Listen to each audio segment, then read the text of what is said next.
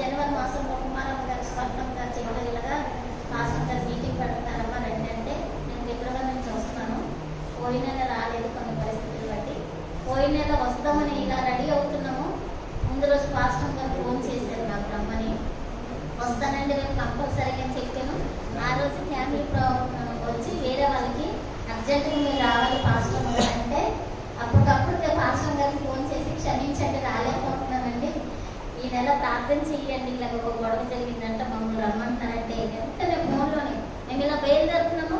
ఇలా ఫోన్లో పాస్టర్ గారు ప్రార్థన చేసి అమ్మ మీరు వెళ్ళండి పర్వాలేదు నేను ప్రార్థన చేశాను, దేవుడు సమాధానం ఇస్తాడు అక్కడ అని చెప్పారండి. నిజంగా నేను అప్పుడు నిజంగా అది అంటే విడిపోయే కుటుంబం అది అయితే విడిపోతుంది అనుకున్నాం. కానీ వాళ్ళు కొత్తగా మ్యారేజ్ అయింది, మీరు రావాలంటే మాకు వాళ్ళు ఫోన్ చేసినప్పుడు విడిపోతారు వాళ్ళు అసలు.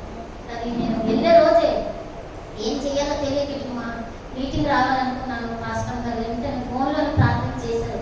అది నాకు చాలా ఆనందం అనిపించింది. అంటే చాలా మంది వెంటనే ఫోన్లో ప్రేర్ చేయరు, ఎందుకంటే పెద్ద పెద్ద దైవజనులు మనం చూస్తున్నాం కదా, ఎవరు కూడా చేయరు. కానీ అమ్మగారు వెంటనే ప్రార్థన చేసి అమ్మ సమాధానం కలుగుతుంది మీరు వెళ్ళండి అన్నారు. పోయిన నెల అలాగే వెళ్ళాము, సమాధానం జరిగింది. దేవుడు గొప్ప అద్భుతం చేశాడండి. పాస్టర్ గారు ప్రార్థన విన్నారు. ఈ నెల రావడానికి దేవుడు